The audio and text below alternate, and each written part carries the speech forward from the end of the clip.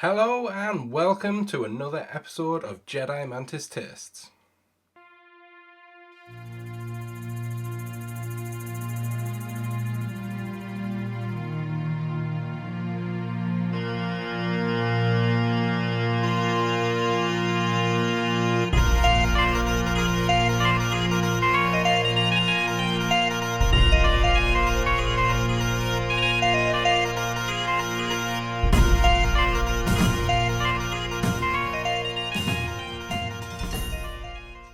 And today we are trying Glen Moray.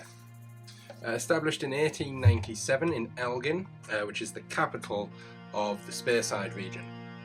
The distillery was originally the Elgin West Brewery, which initially opened in 1830. The first spirit run was made on September the 13th in 1897, and this is known from surviving handwritten ledgers, and these also showed that the spirit was made from a local source of barley. The spirit was then filled in a variety of casks, which was an unusual practice at that time. However, it is a tradition that has continued on to today, where whiskey is matured in everything from sherry to Chardonnay to port, all those type of casks. In 1924, the distiller is recognised for its work after being bought by MacDonald and Muir, who were a famous wine and spirits merchant, and demand was so high for the Glen Moray single malt that in 1893 vintage was bottled and sold at the distillery. As was typical for whisky distilleries, production was paused during the Second World War, but started up again soon after, with new warehouses being opened in 1956 to accommodate rise in demand. The expansion continued throughout the 50s alongside a commitment to traditional values with the acquisition of Gallowcrook Farm. And this is significant as this was one of the sources of the very first batch of barley that was noted back in 1897. Two new copper stills and a new still house were also installed, doubling the output and making Glen Moray one of the most up-to-date distilleries in single malt spirit producing. In 1996, the then owners MacDonald and Muir changed their name to Glenmorangie. However, Glen Moray is later sold to La Martiniquaise, if I've said that right, who knows, in 2008, and the brand is handled by Bardenet since then. In 2014, a new look for the Elgin Classic single malt is launched alongside the release of the Elgin Classic collection, which includes a sherry cask finish, the peated single malt, the port finish, and the Chardonnay finish. And the whiskey that we're going to try today, the classic single malt. The classic single malt, which is this one here, is the distillery's signature single malt. Aged for an average of 7 years in entirely ex-bourbon casks, with the majority of which being first fill. The Elgin Classic is noted on the website as being light, smooth, easy drinking and competitively priced, which it very much is. I bought this particular bottle at Morrison's and I paid £20, and for just a few quid more, depending on the branch you go into, you could also pick up the sherry cask finish or the peated single malt edition. So let's have a look at the whiskey. So it's a fairly standard box, but being so competitively priced, and any fancy packaging would be counterintuitive to the lower price tag, so we can forgive the basicness of the packaging. Labelled on the front, it won the 2016 International Spirits Challenge, the Gold Award, and we've also got the Elgin Classic crest on the box.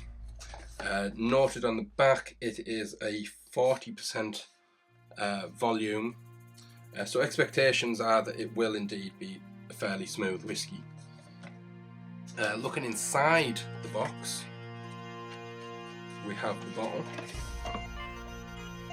and we can see the bottle has a nice lovely shape to it. The shaped neck,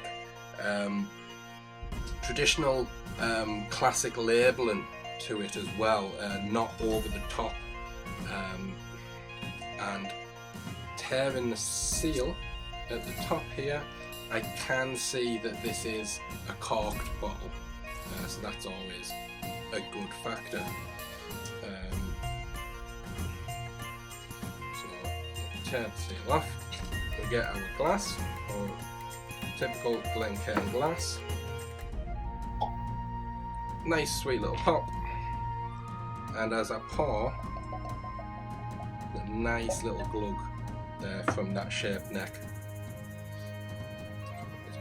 Here, and we'll put this here. We'll add a tiny amount of water. I've got ice this week. We only want a little bit just to bring that down just a touch. Slight bit of swirl in there, so possibly non-chill filtered. We'll have a bit of a swirl around now, and then we'll have a look. So it's got that nice, light yet warm golden wheat colour to it. Have a smell. Oh, it smells nice. That does smell nice. Quite crisp, dry sort of smell. Listen to maybe like a butterscotch, a toffee sort of smell to it. A few herbal notes on the back. Does smell light.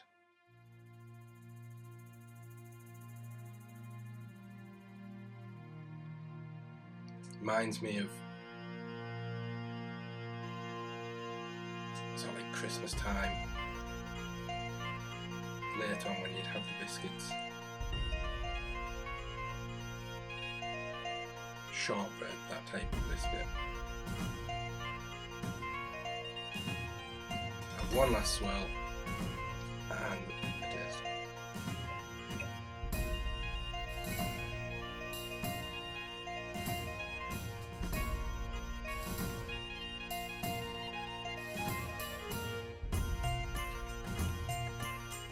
That's very nice. For what it is, that's very nice. Very sweet, but malty. It's like a malt sweetness. Light.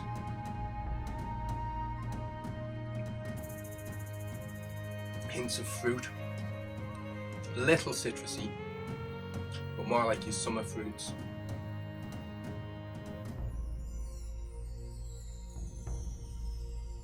Pick up on the hints from that bourbon cask.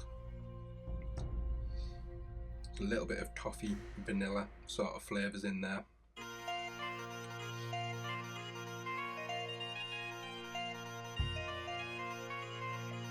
A little bit of tingle afterwards, but it is smooth. There's no burn there. Quite a nice lingering flavour left in the mouth on the finish. Picking up those herbs again.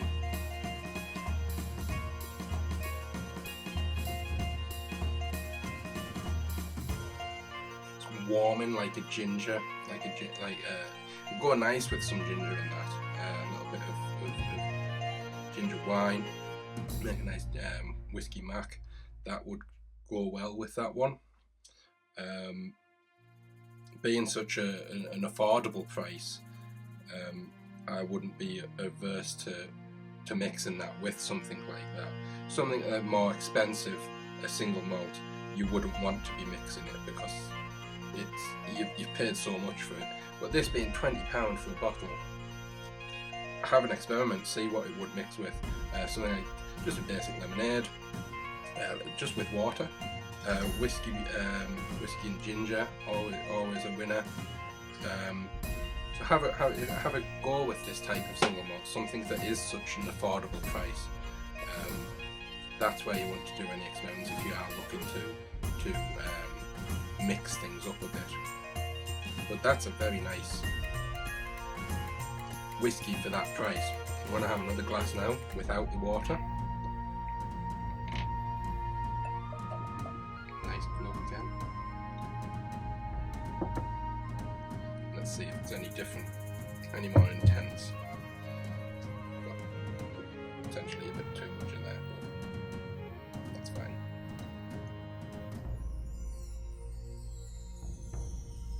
Yeah, so the smell, as you expect, a lot more locked together, a lot more compact. A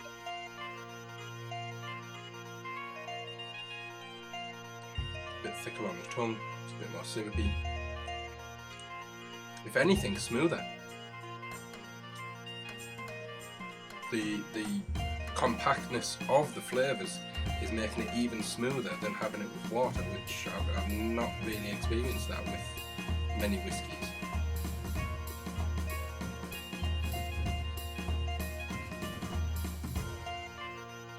That's a fine example of an affordable whiskey.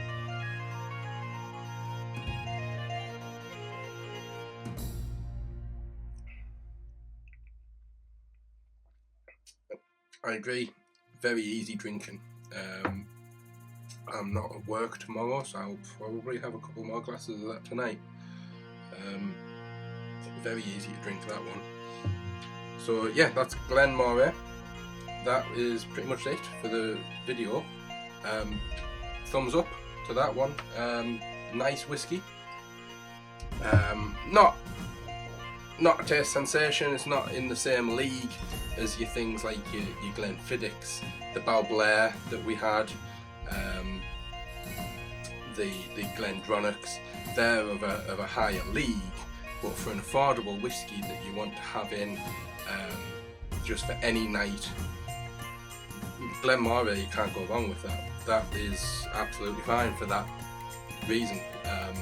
Certainly better than the one we had last week, which I've not had any more of yet. So thank you for watching. That has been Glen Moray. I've been Jedi Mantis. Give this video a thumbs up if you have enjoyed it. Hit the subscribe icon that comes on the next screen. Subscribe to the channel so you don't miss any of the next videos. I am very much running out of whiskies. I have 5 left. So that's 5 weeks. 4 of which come from only 2 distilleries, and the 5th I have done one from that distillery before, but I will go through them because that's what I have in right now. After that, if I have more, I will do more. If not, we may have to then drop to a monthly format. But 5 weeks will take me up past my next pay, so I should be able to look at getting some, but I will have to be a bit more savvy with what I buy. There'll be no more things like Balblair for a bit. But that's been the video. Thank you for watching. I will just pick one random for next week. Comment down below if you've tried this. Give me your thoughts. It's absolutely fine for an everyday whiskey. Having said that, drink responsibly. Don't drink every day. And I will see you next time. Thanks a lot, guys. Bye.